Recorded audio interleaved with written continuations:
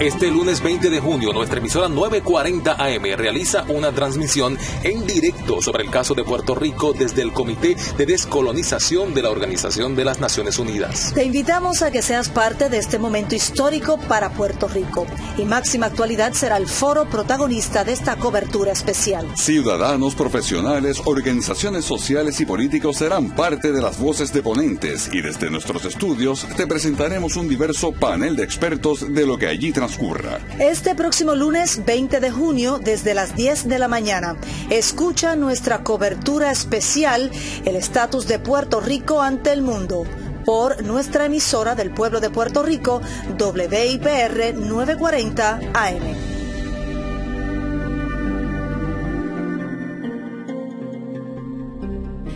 Saludos, y en el inicio de esta semana reciban un caluroso saludo desde nuestras emisoras del pueblo de Puerto Rico. Esta es su 940 AM WIPR.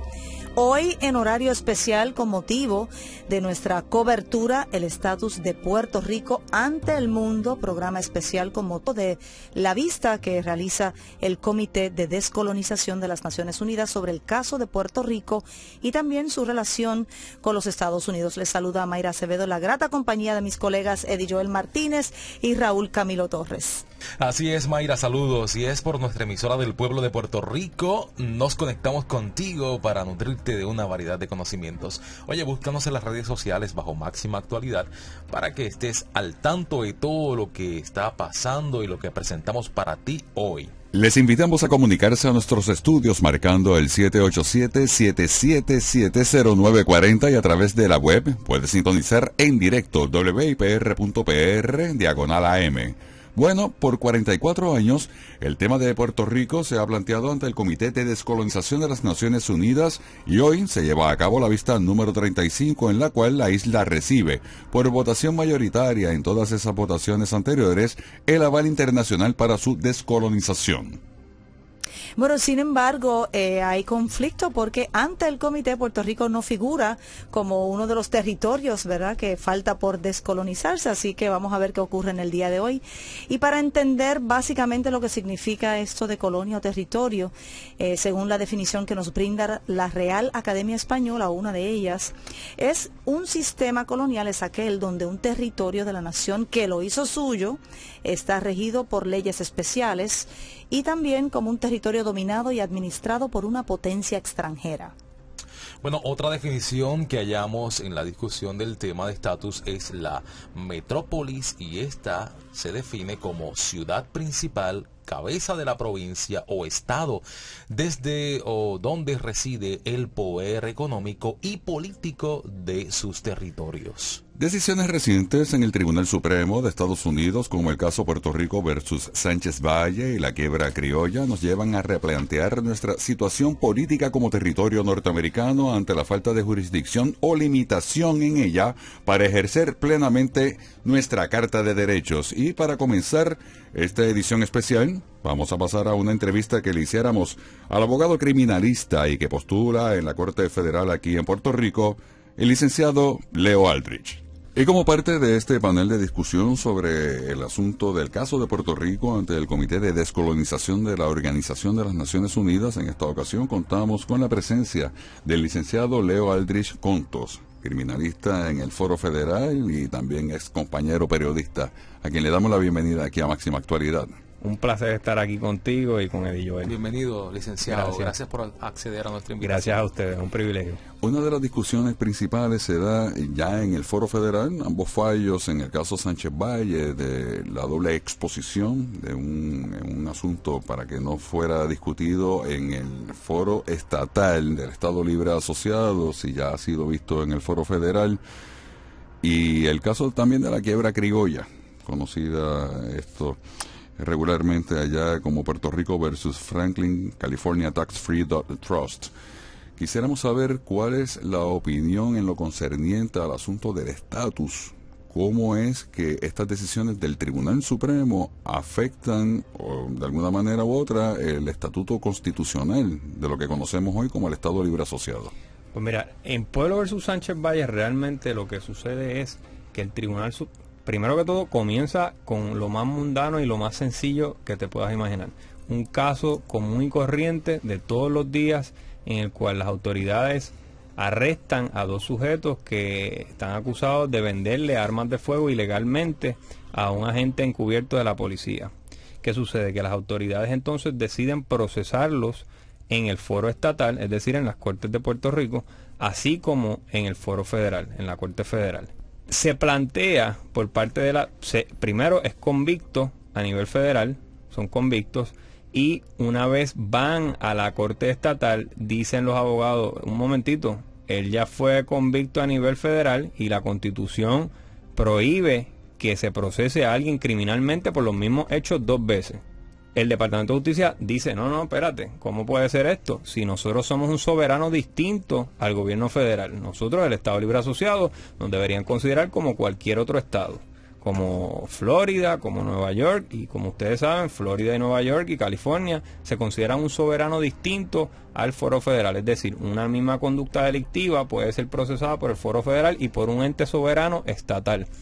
Y ese es el reclamo del Departamento de Justicia local. El Tribunal Supremo Estatal resuelve que nada que ver, que Puerto Rico no es un soberano, que es un territorio, y a raíz de eso el Departamento de Justicia decide ir hasta el Tribunal Supremo Federal porque plantea un asunto constitucional. Allí yo tuve la oportunidad de estar en la vista que se celebró en Washington en enero. Las preguntas de los jueces iban dirigidas a si en efecto Puerto Rico se podía considerar un soberano. La Procuradora General de los Estados Unidos, que es la abogada apelativa que representa al presidente Obama, al presidente Barack Obama, le hizo una pregunta al juez Breyer y le preguntó directamente, miren, ¿Puerto Rico es o no es un soberano? Ella dijo que no, que Puerto Rico estaba bajo la cláusula territorial, que Puerto Rico era un territorio y que Puerto Rico era gobernado directamente por el Congreso. O sea que a tu pregunta, a raíz de eso, Puerto Rico no tiene soberanía alguna para procesar a personas por delitos, por asuntos criminales, si el gobierno federal ya inició ese procesamiento o si ya fue convicto. Es decir, Puerto Rico no es un soberano para propósitos de la doble exposición. Y eso lo que representa es que, en efecto, el Tribunal Supremo habló y dijo Puerto Rico es un territorio, y llega esa decisión matizada con el hecho de que también el presidente Obama, a través de su abogada, había dicho que Puerto Rico era un territorio, y llegó a pocas horas de que el Congreso de los Estados Unidos dijera a través de su Cámara de Representantes, el proyecto promesa va y ustedes van a ser gobernados por una junta. Así es que yo creo que todas estas cosas confluyen, Raúl. Yo solamente preguntarle, licenciado, ¿cómo se puede entender el que hayan sectores o portavoces de sectores que digan, bueno, eso estableció un cambio en la soberanía para propósitos jurídicos, pero todo lo demás hay que verlo y hay que analizarlo? Y bueno, el Estado Libre Asociado tiene sus virtudes y sus áreas de desarrollo. ¿Eso es comprensible o eso está fuera de la realidad jurídica, ese tipo de expresión? Bueno, lo que van a argumentar las personas allegadas al Estado Libre Asociado, como lo conocemos hasta el momento, es que la decisión judicial del caso de Pueblo versus Sánchez Valle se circunscribe al asunto técnico penal de la doble exposición. ¿Pero eso está lejos de la realidad o...? Eso es una lectura posible del caso. Es una lectura posible. Yo no suscribo a esa lectura personalmente. Yo creo que Puerto Rico es un territorio y que ahora es el momento, como dijo en su momento don Pedro Albizu Campos, el momento de la suprema definición. Y pues los sectores están alineados en Puerto Rico, los sectores políticos están alineados, ¿verdad?, con la independencia de la estadidad. El partido que históricamente ha defendido el ELA, que es el Partido Popular, ahora se están dando unos cambios gigantescos. En el mismo día de hoy que se está transmitiendo este programa, el gobernador de Puerto Rico, suscribiente del Estado Libre Asociado, Alejandro García Padilla, está ante las Naciones Unidas planteando que a raíz de estas decisiones ha cambiado la situación.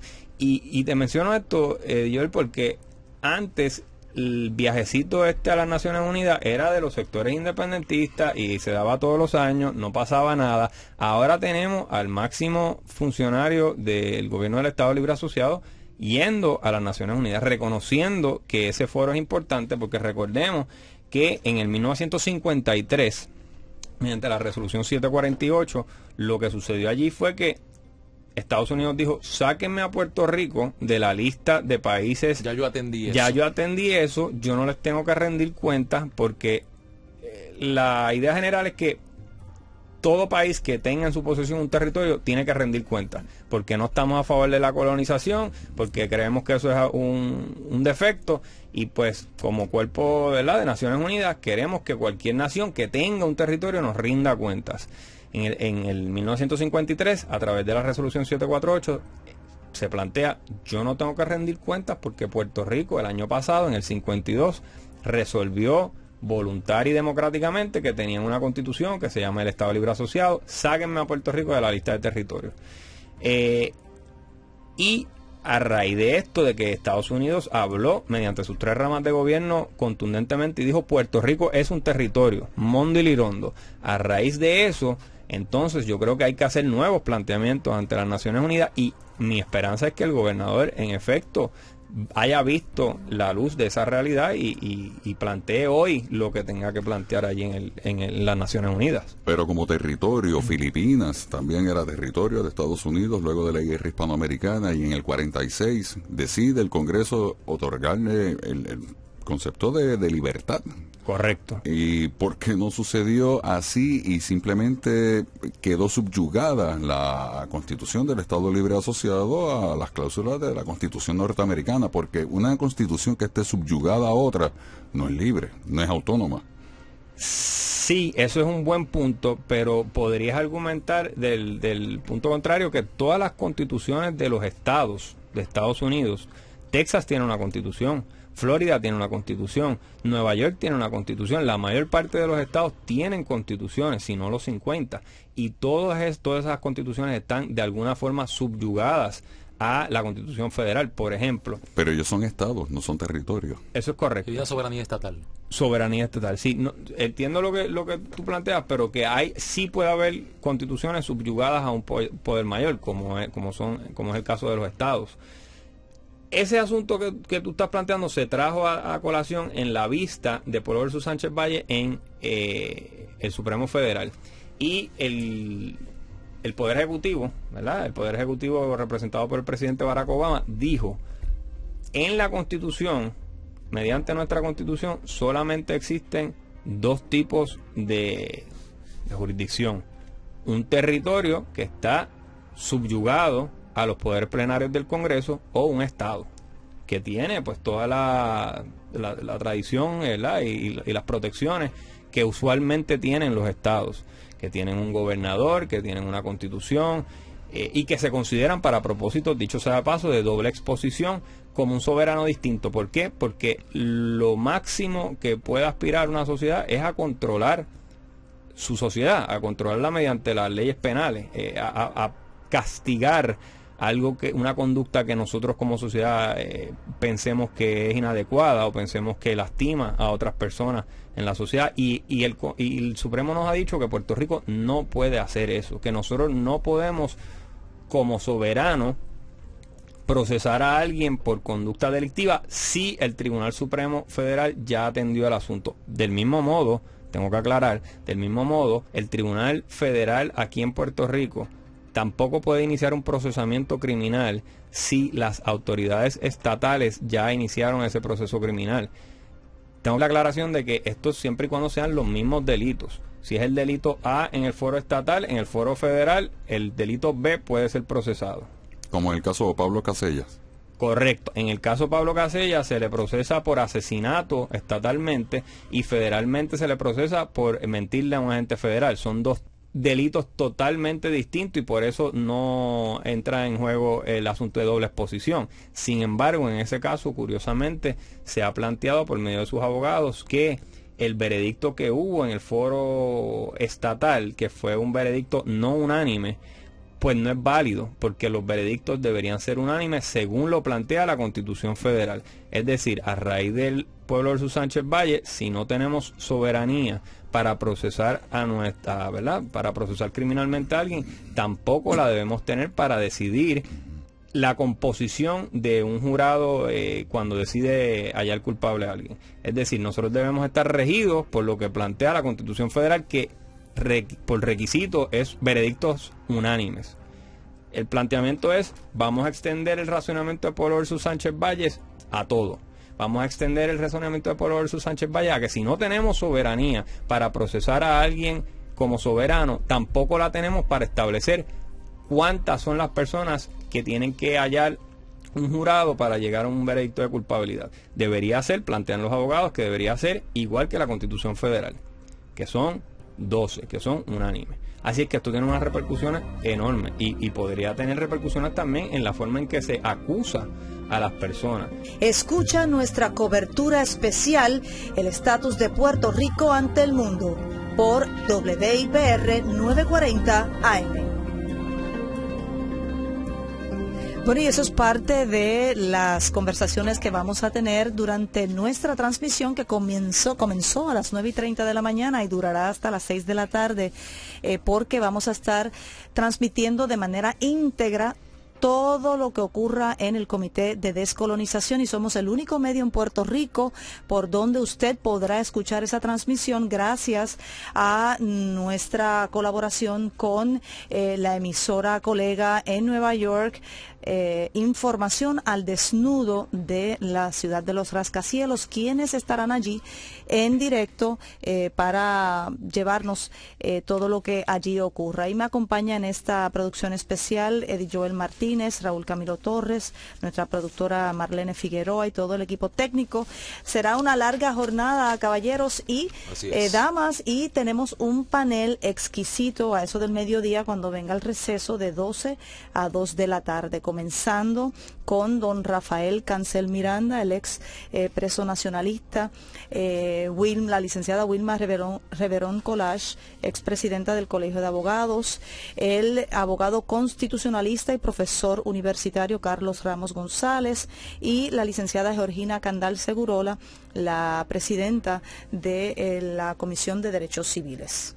Así, compañera, y como bien informaras, estuvimos realizando una serie de entrevistas con motivo de la actividad que se está llevando a cabo hoy allá en la Organización de las Naciones Unidas, y estuvimos entrevistando a varias de las personas interesadas en este tema, como los grupos estadistas, grupos independentistas, en fin, todas las personas que de alguna forma u otra tienen que ver, economistas, abogados, constitucionalistas, y tenemos bastante aún que discutir, tomando en consideración que en aproximadamente unos 10 minutos se ha pautado la deposición de parte del primer mandatario de Puerto Rico, Alejandro García Padilla, como primer deponente de sobre 60 que van a estar haciendo su exposición hoy ante el Comité de Descolonización de la ONU. Así es, provoca mucha curiosidad para nosotros. ¿Qué responderá el gobierno de los Estados Unidos ante el panorama actual?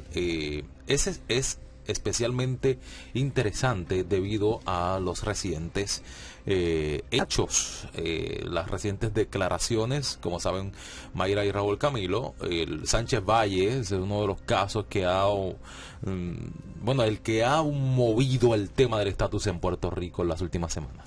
Claro que sí, y también la legislación pendiente en el Congreso para establecer una Junta de Control Fiscal que también pone al descubierto la naturaleza de la relación política entre Puerto Rico y Estados Unidos, que es una de subordinación. ¿Y qué pasa? Que tradicionalmente hay estos foros ante este comité de descolonización porque sectores interesados en Puerto Rico han planteado ante ese comité que Puerto Rico nunca dejó de ser colonia ni territorio y debe estar ahí bajo esa supervisión de las Naciones Unidas, mientras que Estados Unidos logró que en el 52-53 sacaran a Puerto Rico de la lista de países que todavía son colonias, y el debate sigue siendo continuo, ¿verdad? Lo logra a través de la otorgación de ciertos poderes con la Constitución del Estado Libre Asociado.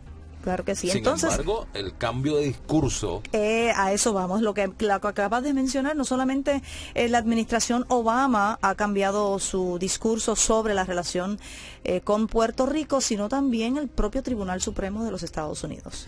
Ante toda esta situación, tuvimos la oportunidad de entrevistar también al profesor y economista Francisco Montalvo Fiol sobre la relación que tiene la definición del estatus de Puerto Rico y la economía y finanzas del gobierno. Vamos a escuchar esa entrevista. Interesante. Y como parte de este panel de discusión sobre el asunto del estatus de Puerto Rico ante el Comité de Descolonización de las Naciones Unidas, en línea telefónica nos encontramos dialogando con el profesor y economista Francisco Montalvo Fiol desde Atlanta. Sí, siempre encantado de participar en su programa. Muchas gracias. En la entrevista anterior, usted había manifestado un asunto que concierne al tema que estamos discutiendo hoy y quisiera retomarlo, de la injerencia que tiene resolver el asunto del estatus de Puerto Rico para mejorar o estabilizar las finanzas de la isla. Al igual que toda esta discusión de la situación fiscal ha causado un grado de inestabilidad en la situación de inversión, o sea, nadie ni local ni internacionalmente está limitando la capacidad de inversión local e internacional en Puerto Rico, la situación que estamos viviendo, porque hay una situación que estamos esperando a ver qué ocurre. Entonces, si amplificamos esto, pues la situación ha arrojado la necesidad, hay que decirlo así, de resolver la situación de la relación política entre Estados Unidos y Puerto Rico de una manera más permanente, o sea, debería haber una resolución, ya que la situación actual pues ha reflejado aunado hasta esta situación de inestabilidad. Así que lo que quiero decir es que la situación fiscal y la situación política pues están muy entrelazadas, y obviamente, hablando de una manera bien práctica de negocio, pues se necesita tener ese nivel de estabilidad para poder fomentar o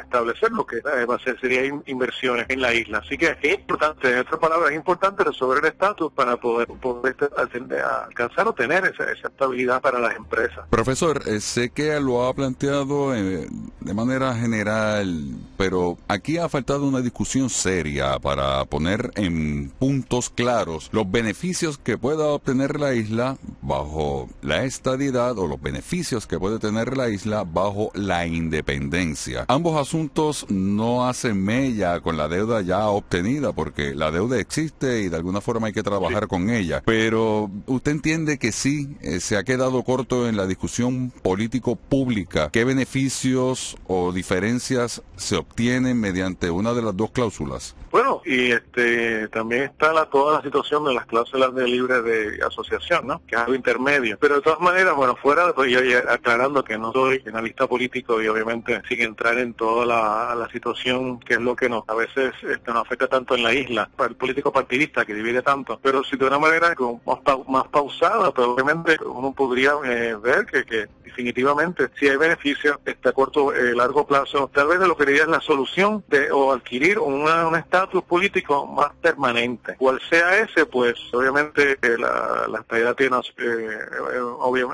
tiene sus ventajas y también sus desventajas, especialmente, aunque también hay que decir que en la situación actual en Estados Unidos y por lo menos los viajes que hemos hecho a Washington con la coalición, pues uno ve que hay siempre una situación fiscal también difícil en Estados Unidos y hay unas situaciones también políticas bien tajantes, ¿no? Estamos en campaña en Estados Unidos, obviamente la situación política es bien fuerte, la división entre demócratas y republicanos en Washington, y interesante que pues Puerto Rico tiene es la población similar al estado tal vez de Oregon, de 3,5 millones de habitantes, y es una población superior a más de 20, casi 25 estados de la Unión, o sea que se tendría una representación bien amplia en el sentido de 2 senadores y varios congresistas, pero obviamente también eso es un limitante porque varios de los estados tienen que admitir eso, o sea, tendrían que hacer la misión. Y obviamente admito que no soy experto en esta área, pero sé que la situación tan cargada en Washington, pensar que una cosa suceda así, pues está cuesta arriba. Lo otro lado, pues entrar en otra independencia o un tipo de libre asociación, entrar en los mercados internacionales. Los mercados internacionales podría definitivamente tener tremendas ventajas para Puerto Rico, especialmente si se posiciona como un líder en su región, que es Caribe, América Latina. Así que, pero obviamente también no tenemos mucha experiencia en relaciones exteriores, así que pues tenemos que aquí un learning curve, pero tal vez el mensaje es que el sector privado, la empresa, pues que a veces ha sido muy tímida en tocar este tipo de temas por razones obvias, político partidista y de mucha división, causa muchas pasiones en Puerto Rico. Pero yo creo que evidentemente lo estoy oyendo en varios círculos, y la empresa privada también tiene y se expresa que es necesario abordar y resolver, si se puede, el problema del estatus político de Puerto Rico. La opinión suya, muy particular desde su experiencia, ¿qué se debería resolver primero? ¿La situación económica y luego el estatus, o el estatus y luego la situación económica, o ambos paralelos? Bueno, esa sí es una buena pregunta.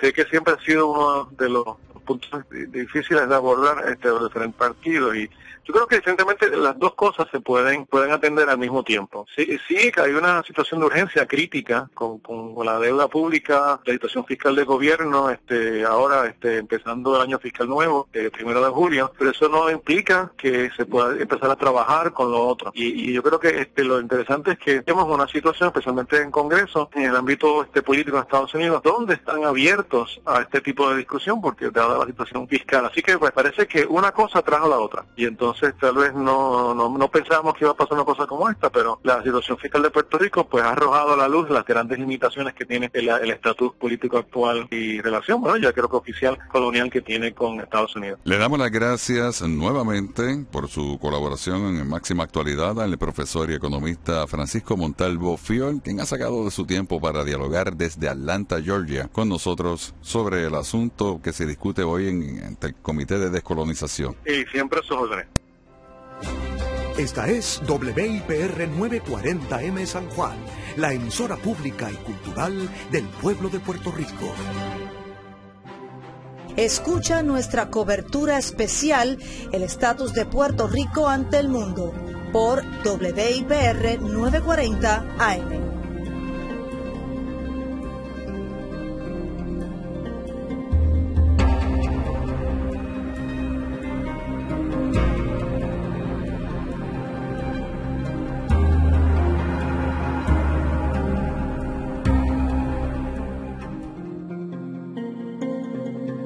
Bueno, y regresamos acá a la edición especial en Máxima Actualidad, hoy con motivo del caso de Puerto Rico ante los ojos del mundo y el Comité de Descolonización de las Naciones Unidas. La vista estaba citada para comenzar a eso de las 10 de la mañana. Hay un pequeño retraso según nuestros colegas de la emisora que nos va a estar trayendo la información. Desnudo desde Nueva York.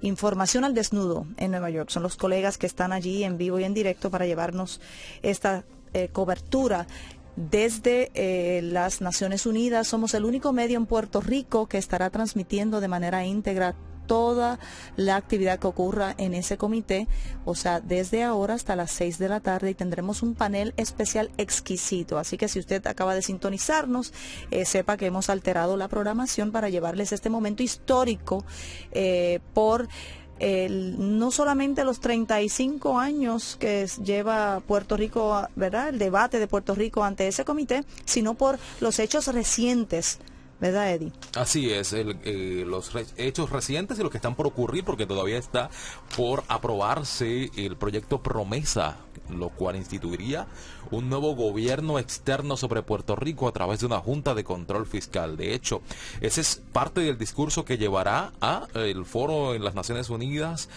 algunos de los representantes que allí estarán, como los miembros del Partido Independentista Puertorriqueño, como lo es María de Lourdes Santiago, quien es candidata, ¿verdad?, por esa colectividad a la gobernación aquí en Puerto Rico, y ha dicho que uno de los hechos evidentes de que realmente deberíamos estar como parte de ese listado de países que aún están en una condición colonial es ese. Claro, bueno, esa es la posición tradicional del Partido Independentista que ha llevado, ¿verdad, Raúl?, todos estos años, que han sido los que han insistido en que Puerto Rico nunca debió salir de esa lista. Pero lo interesante en esta ocasión va a ser que van a tener líderes del Partido Popular, incluyendo el gobernador y la alcaldesa de San Juan, tal vez respaldando hasta cierto punto esa posición, porque van a reclamarle, según lo que han anticipado a las Naciones Unidas, que Estados Unidos ya ha admitido en foros, en el Tribunal Supremo, en su postura ante el Tribunal Supremo, también con la acción del Congreso y ciertas movidas del Ejecutivo,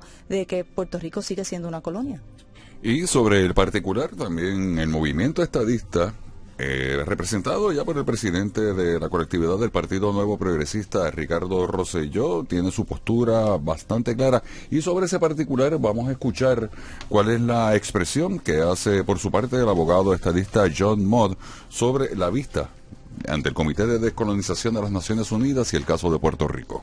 Nos encontramos dialogando vía telefónica con el licenciado estadista John Mott para conocer la importancia que reviste esta vista que se da en el día de hoy ante el Comité de Descolonización de la Organización de las Naciones Unidas sobre el caso de Puerto Rico y el movimiento estadista en la isla. Saludos. ¿Cómo estás? ¿Todo bien? ¿Qué le parece este proceso que se está dando? Y vamos a ponerlo ya en contexto, ello luego de las decisiones que hubo recientemente en el Tribunal del Supremo Federal sobre el caso Puerto Rico Sánchez Valle y también sobre la alegada quiebra criolla. Hay que poner las cosas en perspectiva. O sea, todo esto nos refresca, porque todos lo sabíamos ya, de que en el 1952 nada cambió con Puerto Rico.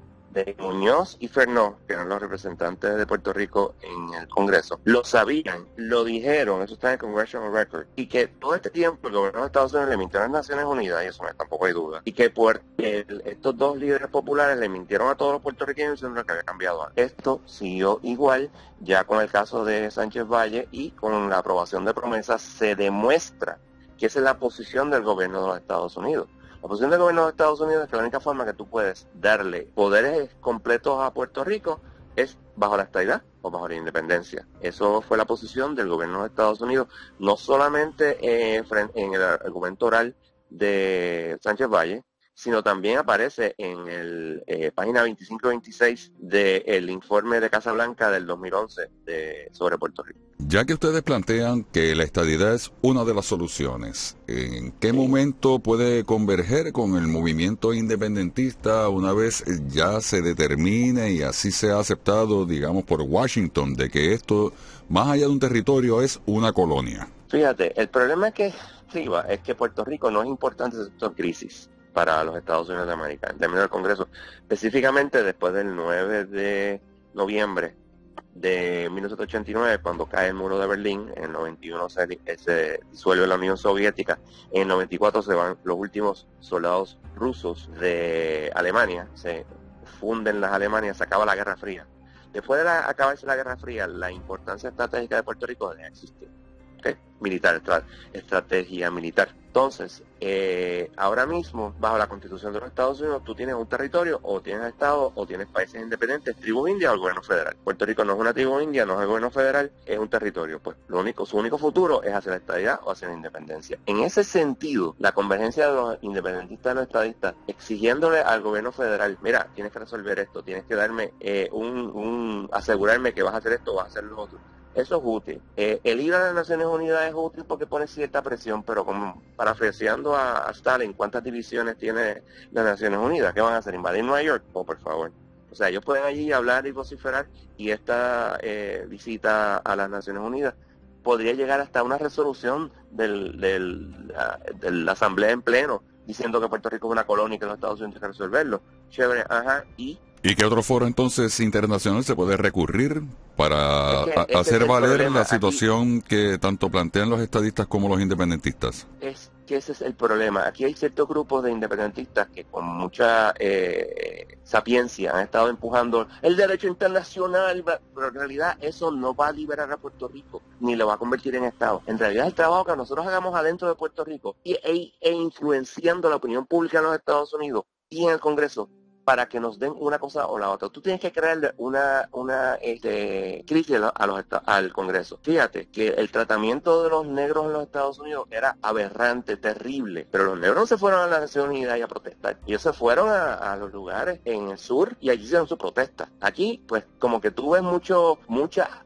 hablar y poca acción. Y eso es lo que nosotros necesitamos acción. ¿Cómo cuál usted propone? Bueno, la acción, yo lo digo, es múltiple. Por ejemplo, el ir a las Naciones Unidas no hay nada malo. Ir constantemente al Congreso no hay nada malo. El hacer educación en Puerto Rico, empujar los plebiscitos, etcétera, tampoco es nada malo. Pero también tú tienes que llevar gente al Congreso y protestar.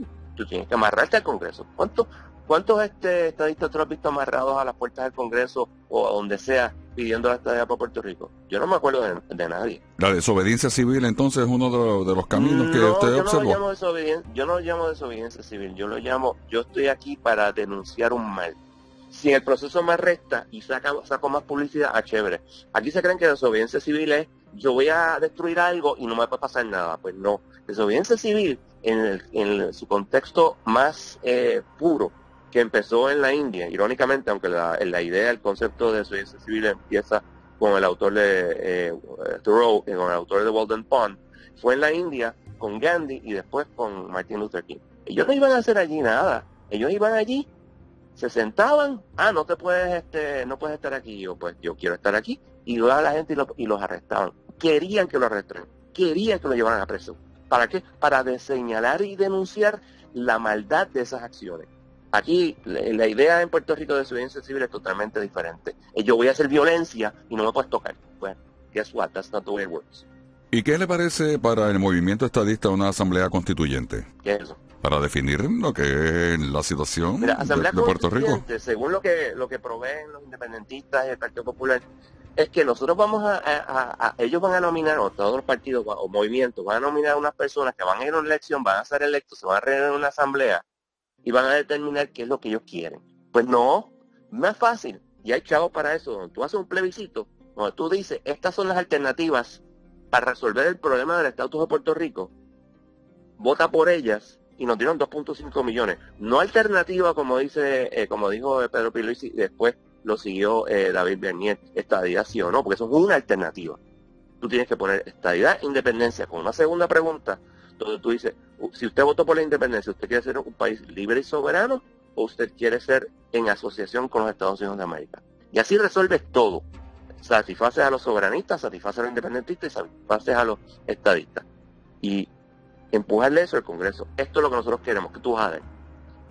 Y eso no ha pasado. ¿Por qué? Porque cuando vino el plebiscito del 2012, el Congreso ha sido claro que está de acuerdo que Puerto Rico rechazó el Estado Libre Asociado, pero no están muy claros de que escogieron la estadidad. Nos guste o no, el Congreso quiere más plebiscito. Pues vamos a dárselo. Porque las Naciones Unidas no nos van a dar la independencia y no nos van a dar la estadidad. El único que lo puede hacer es el Congreso. Bueno, pues le damos las gracias al licenciado estadista John Mott por la información brindada aquí en Máxima Actualidad. Que tenga muy buen día. Muchas gracias. Igual.